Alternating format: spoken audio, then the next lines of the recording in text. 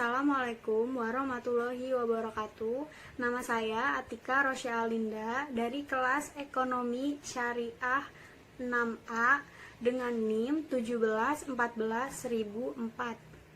Saya akan menjawab beberapa pertanyaan soal UAS Manajemen Perbankan.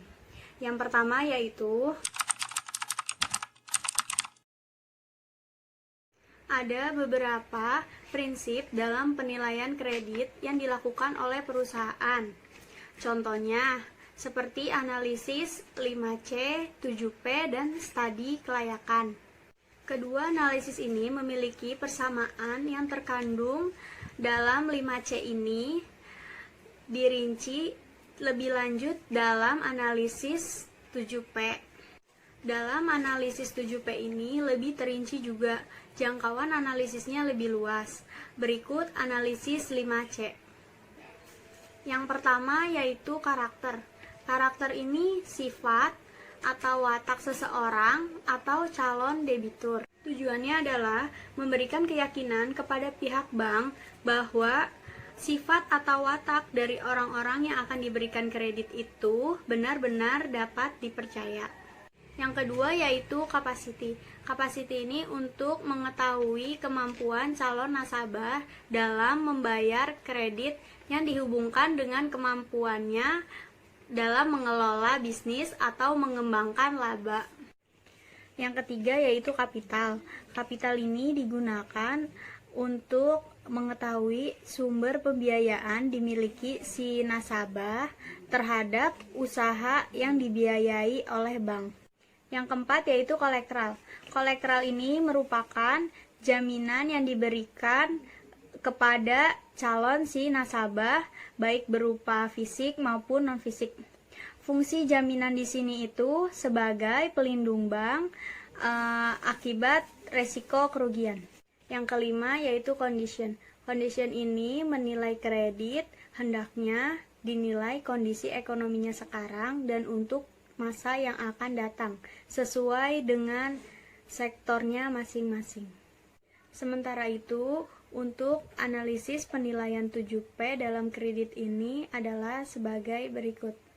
Yang pertama yaitu personality. Personality ini menilai nasabah dari segi kepribadiannya atau tingkah lakunya sehari-hari. Yang kedua yaitu party. Party ini mengklasifikasikan nasabah dalam klasifikasinya tertentu atau golongan-golongan tertentu. Tiga yaitu purpose. Purpose ini mengetahui tujuan si nasabah dalam mengambil kredit. Yang keempat yaitu prospek. Prospek ini menilai usaha nasabah di masa yang akan datang, apakah akan menguntungkan atau akan merugikan. Yang kelima yaitu payment. Payment ini merupakan ukuran bagaimana cara nasabah mengembalikan kredit yang telah dipinjam. Yang keenam yaitu profitability. Profitability ini untuk menganalisis kemampuan nasabah dalam mencari laba. Yang ketujuh yaitu protection. Protection ini tujuannya bagaimana menjaga kredit yang dikucurkan oleh bank. Selain analisis 7P, ada juga studi kelayakan. Studi kelayakan antara lain sebagai berikut. Yang pertama yaitu aspek hukum. Aspek hukum ini merupakan aspek untuk menilai keaslian dokumen-dokumen atau surat-surat yang dimiliki oleh calon debitur. Yang kedua yaitu aspek pasar dan pemasaran. Aspek pasar dan pemasaran ini aspek untuk menilai produk si nasabah.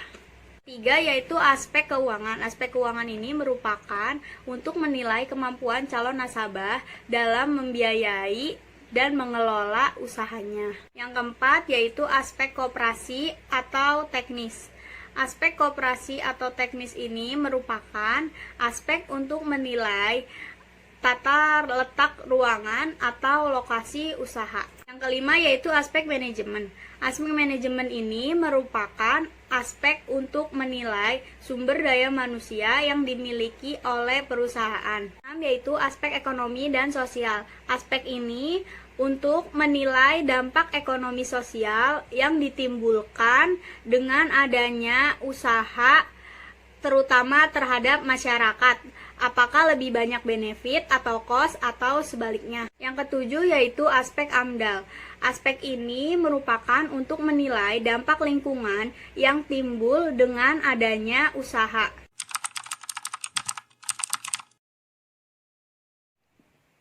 Diketahui, waktu 3 bulan, nominal 300 juta, bunga 10%, dan pajak 15%.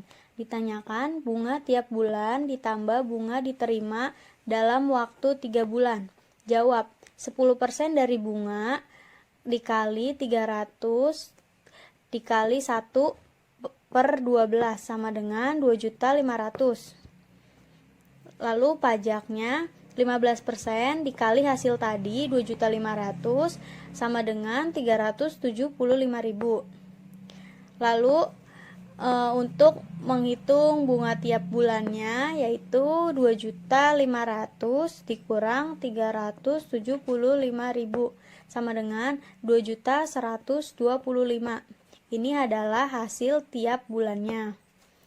Dan untuk bunga diterima dalam waktu 3 bulan yaitu jawab hasil dari tiap bulan dikali 3 bulan sama dengan 6.375.000.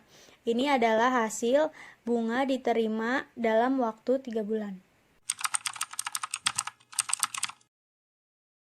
Secara umum, tujuan pemasaran bank ini yaitu yang pertama, memaksimumkan konsumsi sehingga dapat menarik nasabahnya untuk membeli produk yang ditawarkan oleh suatu bank.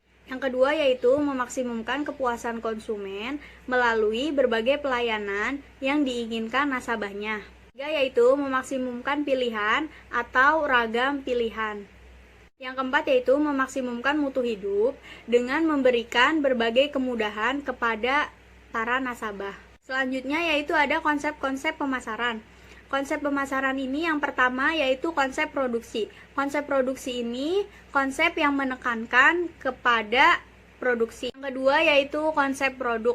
Konsep produk ini merupakan konsep yang menekankan kepada kualitas, penampilan, dan ciri-ciri yang terbaik. Yang ketiga yaitu konsep penjualan. Konsep ini ditekankan lebih agresif melalui usaha-usaha promosi yang gencar.